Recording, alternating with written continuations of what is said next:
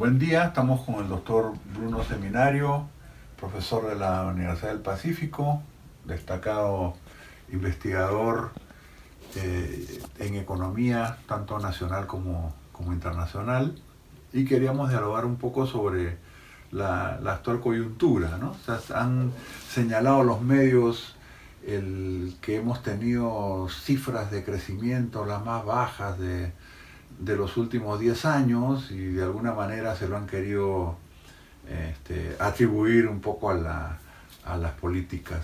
¿Cómo estamos realmente? En realidad las tasas de crecimiento son bajas, pero como todos sabemos, esas tasas vienen cayendo desde hace 5 años, hace 6 años. Entonces es una especie de límite mínimo que han alcanzado estas tasas debido al agotamiento del esquema de crecimiento que se inició en 2008, ¿no? O sea, la economía en realidad hace 3 o 4 años, ¿no?, que no se recupera un conjunto de razones, ¿ya? Esta tendencia, por supuesto, que no tiene nada que ver, no tiene ninguna relación con los efectos políticos, ¿no? Una cuestión política. La desaceleración reciente que hemos visto en los últimos 6 meses es básicamente atribuible a 3 cosas, ¿no? Una, la pesca, ¿ya? Aunque la pesca es un sector chiquito, su PBI en la primera mitad del año cayó 60%, pero pesa 1%, pero una caída de 60%, de 60, claro, de todas maneras. O sea, que impacta sobre la tasa de crecimiento. Y también la pesca tiene impacto en la manufactura. Ya había harina de pescado. También la harina de pescado no pesa, pero si cae 90%, entonces va a pesar. Entonces, básicamente, ahora la pesca ha dejado de caer. Entonces es predecible de que efectivamente que la tasa que el shock negativo por ese concepto se tiende a absorber. El otro elemento importante en descenso que hemos visto reciente es el clima, especialmente el friaje. Pero ese también nos puede dar sorpresas, ¿ya? Porque normalmente y sorpresas que se derivan debido a los cambios de composición que han ocurrido en los últimos 10 años en la producción agrícola. Normalmente la producción agrícola en el Perú se concentraba en el segundo y tercer trimestre del año, ¿ya? Que es donde salen las cosechas de los productos alimenticios grandes, ¿ya? Y es lo que estamos viendo, como ha habido friaje, entonces el conjunto de cultivos ha habido un descenso en los rendimientos, una cosa transitoria.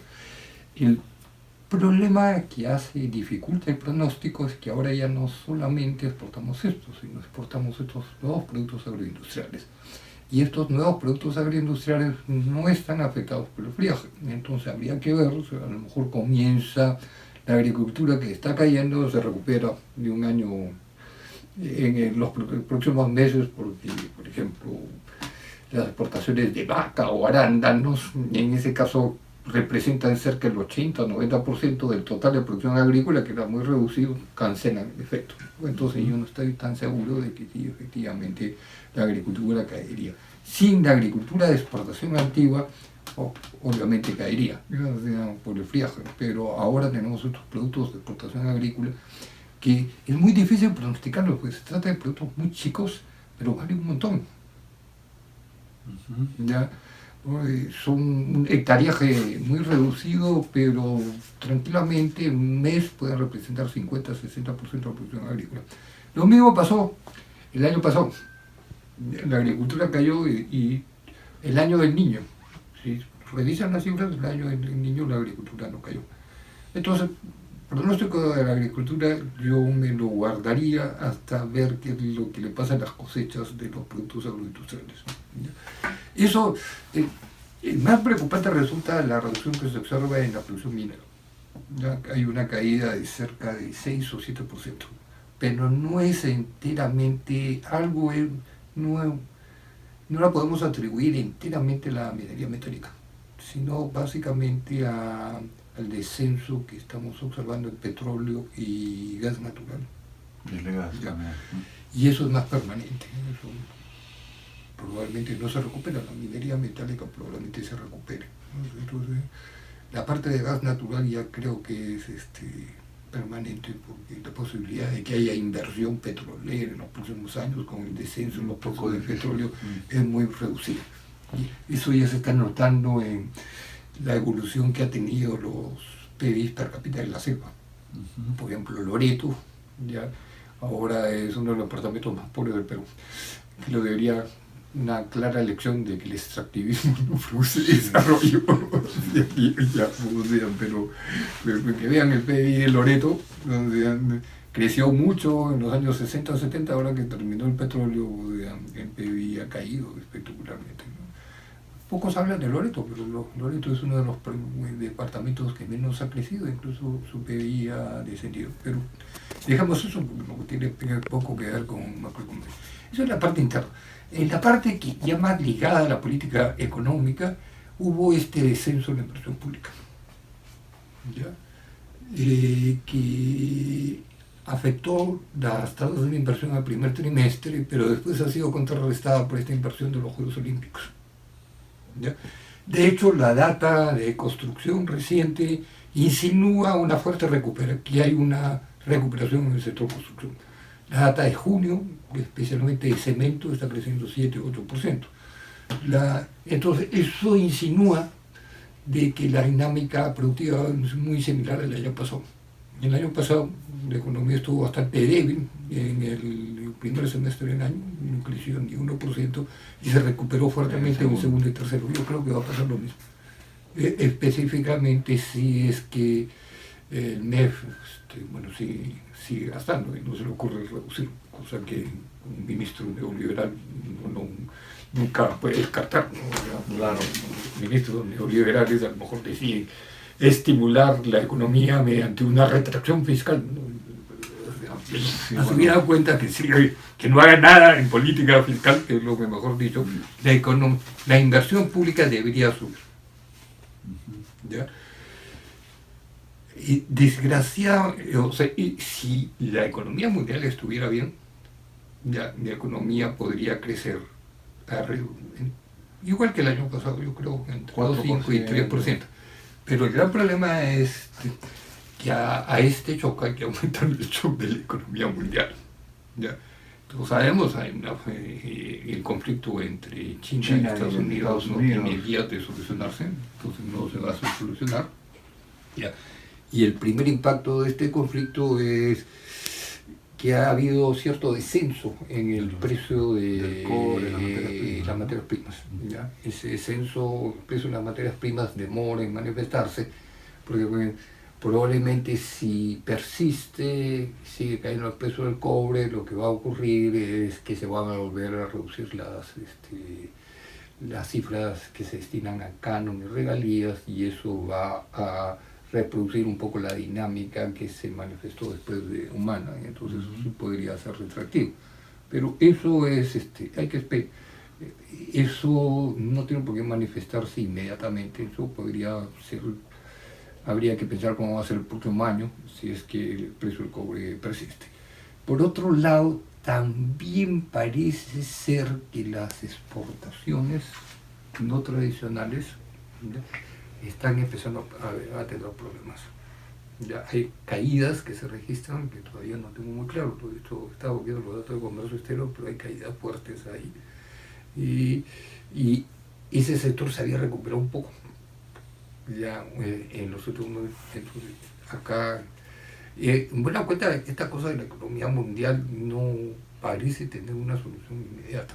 Entonces, lo pronosticar es que las condiciones económicas mundiales van a seguir empeorando.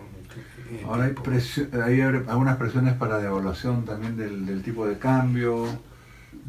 Fíjate que ya ha subido un poco, ¿no? De 3,5 ¿Tú dirías que ya estuvo el ajuste más o menos? menos? El sol es una moneda relativamente estable en América Latina, ¿sí? Entonces, realmente si comparas el sol con la moneda de Colombia o con, bueno, no te hablo de Argentina, porque tú lo sabes, no, claro, pero con el peso chileno, por ejemplo, el peso chileno se ha devaluado muchísimo más que el sol, ¿no? Pero ese es el patrón, ¿no? O sea, tú sabes que el Banco Central, ni bien comienza a subir el dólar, lo amortigua. O sea, así que no creo que haya una subida muy fuerte en el tipo de cambio, entonces por ahí no vamos a tener. Lo que sí es seguro es que capital de corto plazo es poco probable que venga, ¿no? Que venga, claro. Ya, porque ahorita la gente está remesando su plata hacia Estados Unidos. Y, hay salidas, ¿no? Y habría que ver cuál es la reacción. El problema es que hay un fuerte reacomodo en la economía mundial. O sea, todavía no tenemos muy claro qué cosa es lo que va a hacer China frente a esta coyuntura, ¿no? El oro se fortalece, ¿no? El oro está subiendo un poco de precio, o sea, por este tipo de cosas, pero está subiendo el precio y a nosotros se nos ocurre que justo en el momento en que las minas de oro del Perú se están agotando, así que no creo que nos beneficie. A lo mejor cancela algo el agotamiento de las minas de cobre de oro, pero así que no. Probablemente más nos importa el precio de la plata que el oro, porque el precio de las minas las minas de oro en el Perú se están reduciendo, ¿no? Ahora yo en realidad veo poca correlación entre lo que está ocurriendo en la economía y los eventos políticos. Y los eventos políticos, ¿no? El que quiere sembrar esa cosa, claro, en otra cosa. Claro. Ahí cosa que depende del clima, depende de la economía internacional. A eso iba. Y depende de la política económica. Factores... pero no de la política económica que hablan ellos, sino depende de qué política fiscal haces y qué política monetaria. Estos eventos son difíciles de cancelar, ¿no? Uh-huh. Ahora, el Banco Central parece que ya se dio cuenta porque bajó su tasa de referencia. Ahora, pero lo único que ha hecho es imitar a los bancos centrales de Asia, ya que han reducido todas sus tasas de descuento. Y en realidad sigue la regla de hago lo que todos los demás hacen, una política económica autónoma. Dudoso que una reducción de la tasa de interés tenga algún impacto en una economía que en realidad no... El problema es que la reducción en el tipo de interés tiene impacto, es asimétrico el impacto. O sea, cuando tú dejas sin liquidez, obviamente, el efecto es duro. Pero cuando hay liquidez, no reactiva el efecto, porque la gente a lo mejor no te demanda el crédito. Entonces, la efectividad de estímulo de la política monetaria vía tasa de interés limitada, es bastante limitada, ¿no? Y por el lado fiscal, porque por el lado fiscal el déficit se redujo, un poco más efectivo. Digamos, ha caído el déficit por recaudación tributaria, por ajuste que ha hecho el gobierno. Que este ministro estuvo subiendo los impuestos para controlar el déficit, y después no sé qué cosa, y después le transfirió dinero a los gobiernos regionales, los dineros regionales no cayeron, y entonces la inversión pública descendió. Claro. Ahora, lo que no sabemos, lo lógico hubiese sido, que ya se dio cuenta que la inversión pública descendió, bueno, y normalmente en el Perú, por alguna razón un poco difícil de entender, en el primer semestre el gobierno no gasta, ¿no? ¿Ya? Entonces, en el segundo y tercer trimestre que tienen la plata es donde realizan la inversión pública. Entonces, es de esperar de que efectivamente la inversión pública va a aumentar. Ojalá. Eso es lo que yo estoy anticipando. Ahora, viendo cómo es este ministro, he visto que ha subido impuestos, a lo mejor se le ocurre subir los impuestos o reducir el gasto, con estos señores nunca saben. Entonces,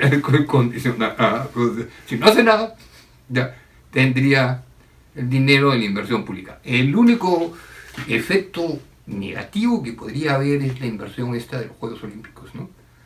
No, o sea, la inversión, no, porque ya la hicieron. Entonces, a lo mejor como creen que ya la hicieron, van a reducir la inversión. Claro. Ojalá que no, y que traten de mantener. Lo único que tienen que hacer es mantener la dinámica que ya se nota. Que ya se empezó. Entonces, con esa dinámica que se nota, obviamente la economía va a tenderse a recuperar, no mucho, la tasa de crecimiento bastante reducida. Ahora, aparte pero no cero, ¿no? Serían entre 2 y 3 o 4. Aparte de este tema macro, que tú has señalado bien los escenarios de política fiscal y monetaria, lanzan el plan de competitividad y productividad del 28 de julio. Esa cosa. ¿Tú cómo lo ves eso? O sea, el plan, yo vería, la parte que más me interesaba el plan, donde hay algo más interesante es en la parte del plan de infraestructura, ¿no? Uh-huh. Ya, el plan de infraestructura tiene un conjunto de proyectos de regiones que parecen ser interesantes. Pues la mitad está concentrada en Lima, total me parece. Tienen algunos proyectos en el norte que me han parecido interesantes. Sí. O sea, yo me metería a ejecutar estos proyectos.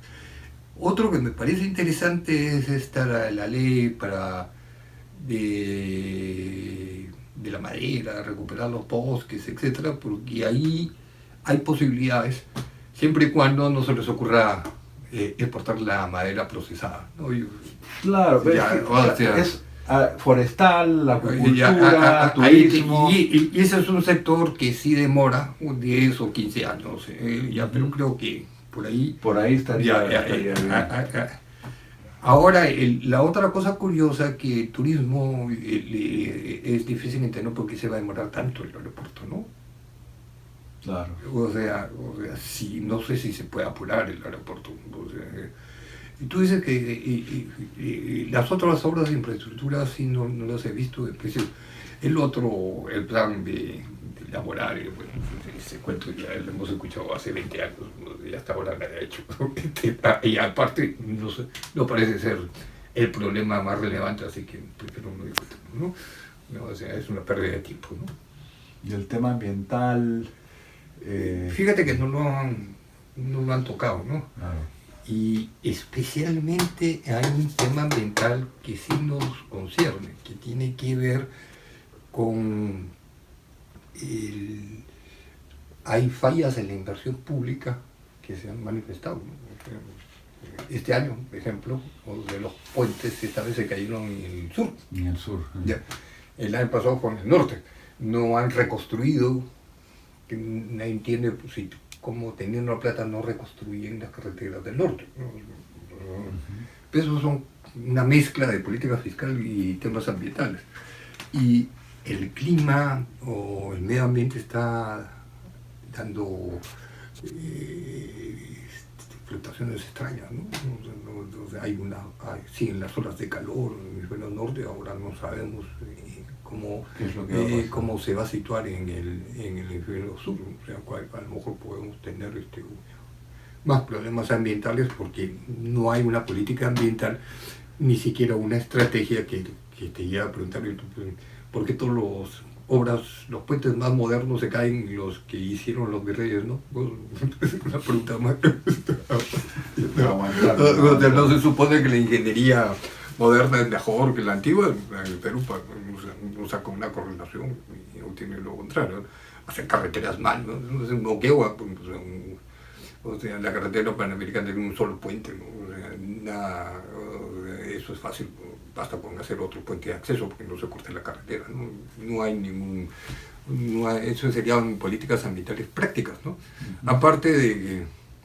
Aparte, bueno, pues de los problemas que tenemos, este modelo de minería y medio ambiente, porque ya no da para más, ¿no?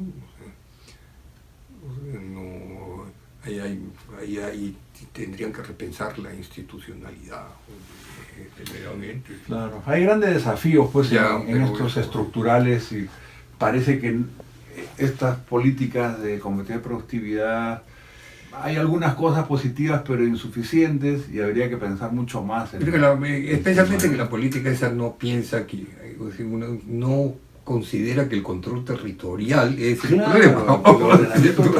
El control territorial se sigue imaginando un individuo neoclásico que no vive en un espacio y todas sus políticas da lo mismo un individuo en Miraflores que un individuo en Andahuaylas. Claro. O sea, con ese tipo de políticas o no considerar la agricultura familiar, la pequeña agricultura. El sector agrícola que ha cambiado tanto, no hay estudios suficientes de balance, para entender los cambios.